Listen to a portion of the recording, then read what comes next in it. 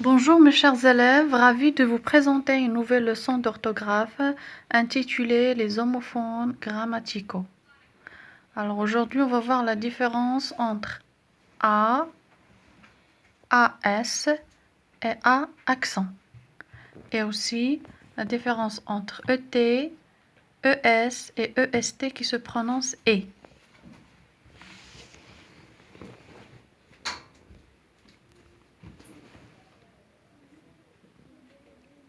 Définition.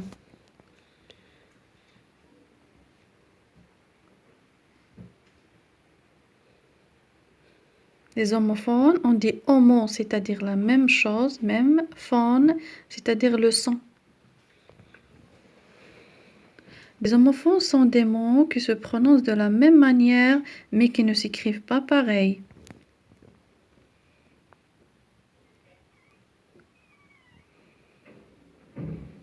Alors, comment faire pour bien les écrire ou bien pour bien les distinguer?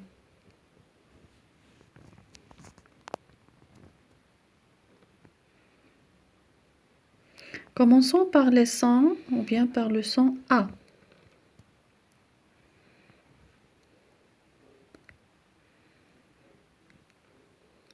Par exemple, tu as faim. Alors ici, qu'est-ce qu'on va écrire? Est-ce que c'est A accent ou bien AS? Marc a perdu son portable. Je vais à Paris. Tu as faim. Alors ici, c'est la deuxième personne du singulier et immédiatement, ici, c'est le verbe qui manque. On a le sujet, c'est tu. Alors, à la place de A, on ne peut pas écrire A accent parce que c'est la préposition. Alors, il faut écrire AS parce que c'est le verbe qui manque. Alors, avec tu, il y a toujours un S. Il y a un S. C'est le verbe avoir.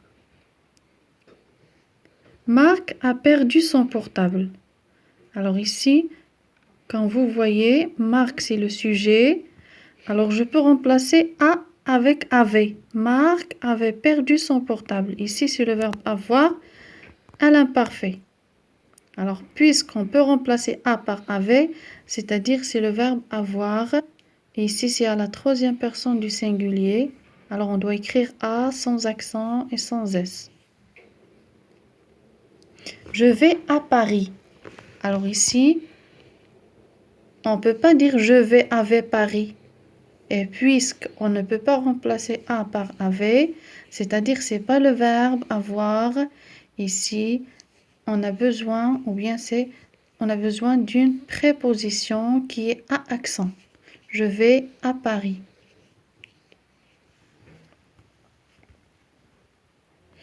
Alors, tu as faim, c'est le verbe avoir. Marc a perdu, c'est le verbe avoir aussi à la troisième personne du singulier. Et je vais à Paris. Maintenant, passons au son et.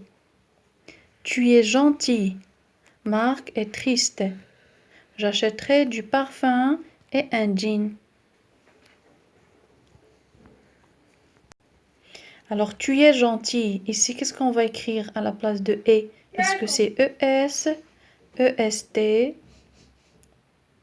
Avec tu, toujours, il y a un S. Parce que tu, c'est la deuxième personne du singulier et on doit utiliser le verbe être. Marc est triste. Alors, Marc, on peut la remplacer par il, c'est-à-dire la troisième personne du singulier. Et même le verbe, on peut le remplacer par était. On peut dire Marc était triste. Et puisqu'on peut le remplacer par était, c'est-à-dire c'est le verbe être. Marc est triste. On doit écrire EST. J'achèterai du parfum et un jean. Alors ici, comme on va écrire et, on va essayer, est-ce qu'on peut le remplacer par été? Oui, j'achèterai du parfum. Alors non, on ne peut pas le remplacer par été. On ne peut pas dire j'achèterai du parfum été un jean. Alors, il n'est pas juste. C'est-à-dire, ce n'est pas le verbe être. C'est-à-dire, c'est la conjonction ET. J'achèterai deux choses ici. J'achèterai du parfum et un jean. Alors, on doit écrire ET. C'est la conjonction de coordination et c'est pas le verbe être.